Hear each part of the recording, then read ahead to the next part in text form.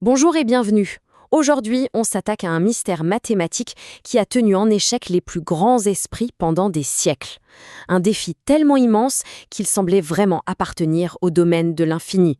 Imaginez une série de nombres, des nombres qui grandissent si vite, mais alors si vite, qu'ils deviennent quasi instantanément incalculables. Ils créent une sorte de mur, un mur de calcul que rien ne semble pouvoir franchir.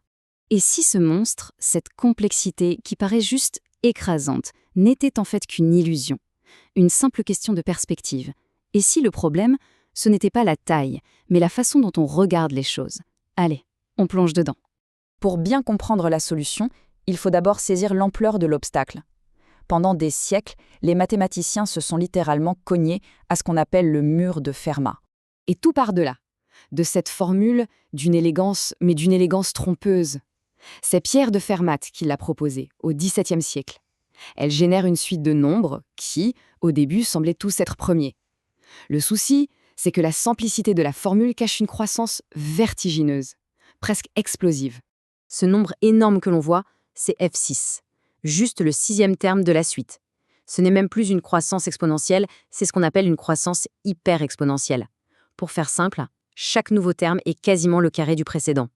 Calculer f10, par exemple, c'est déjà un gouffre de calcul, même pour nos ordinateurs les plus puissants. Et ce n'est pas juste une histoire de gros chiffres. Comme le souligne la source, cette croissance est une véritable barrière, une barrière fondamentale qui a bloqué la recherche pendant des lustres. Face à ce mur, la force brute, ça ne marche tout simplement pas. Il fallait un changement radical d'approche. Et c'est là qu'une idée complètement nouvelle entre en scène. Au lieu de s'attaquer au mur de front, cette théorie propose de le contourner. Comment? En changeant de dimension.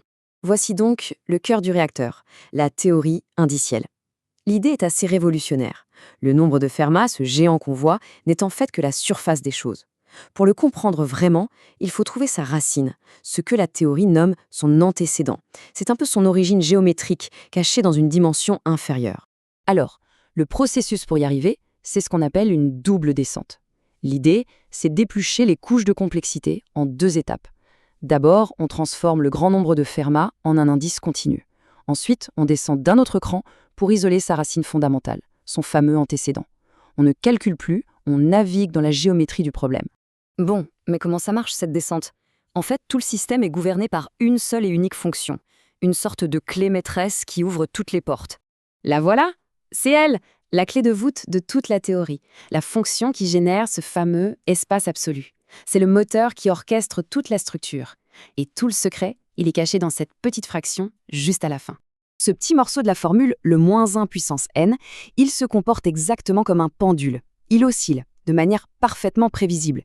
Si le rang n est pair, hop, la fraction donne 1. S'il est impair, elle donne 2. C'est tout bête, c'est un interrupteur binaire d'une simplicité désarmante. Mais ses conséquences, elles, sont immenses. Et là, on arrive à la révélation la plus folle. Tout cet édifice mathématique, tous ces nombres gigantesques, tout ça prend sa source dans le point de départ le plus simple qu'on puisse imaginer. Le chiffre 1, c'est la graine originelle. L'antécédent du rang 2, A2. Une fois qu'on a cette nouvelle perspective, cette vision géométrique, on peut faire ce qui était juste impensable avant. On peut lire l'ADN de ces titans mathématiques. Et ce, sans même avoir besoin de les calculer. Voilà qui résume parfaitement le changement de paradigme. On laisse tomber l'impasse de la force brute pour une sorte de danse algébrique. Le passage d'un nombre au suivant, ce n'est plus une explosion de puissance, mais l'application rythmée de simples polynômes. Et cette danse de polynômes, elle révèle un ordre caché. Le désordre apparent des chiffres n'est en fait qu'une application pure, parfaite, d'un des piliers des mathématiques, le théorème du binôme de Newton, le fameux triangle de Pascal. Ce qu'on prenait pour du chaos n'était qu'une illusion. Tout ça nous amène au point culminant, au clou du spectacle. L'équation unique qui capture toute cette structure et qui résout le mystère une bonne fois pour toutes. La voici, l'équation suprême. Cette formule, elle peut générer l'antécédent de n'importe quel nombre de Fermat. C'est ça, la clé finale du mystère. Le code génétique de ces géants, ce n'est rien d'autre que le développement binomial de cette expression toute simple. 9x plus 7. Et le moment Eureka, il arrive quand on injecte la graine de départ, x égale 1, dans la formule. Le terme 9x plus 7 devient 16. Et 16, c'est quoi? C'est 2 puissance 4. Et là, tout s'emboîte. La boucle est bouclée. La nouvelle formule se reconnecte parfaitement à la structure d'origine des nombres de Fermat, avec ses puissances de 2.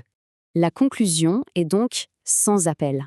Le monstre hyper-exponentiel n'était, en fait, qu'une ombre projetée sur le mur. Une ombre projetée par une structure algébrique bien plus simple et parfaitement ordonnée. La complexité n'était qu'un déguisement. Alors, qu'est-ce qu'il faut retenir de tout ça? D'abord, qu'un changement de perspective peut faire tomber les murs les plus hauts. Ensuite, que derrière une complexité apparente se cache souvent un ordre d'une grande simplicité. Et enfin, que l'ADN de ces géants des maths est maintenant décodé, lisible, grâce à une clé algébrique d'une pure élégance. Forcément, cette découverte ouvre une question fascinante. Si les nombres de Fermat, l'un des plus grands défis de la théorie des nombres, n'étaient qu'une illusion de complexité, combien d'autres problèmes réputés insolubles ne sont en fait que des ombres qui attendent juste le bon éclairage pour révéler leur simplicité cachée? La question, elle, reste ouverte.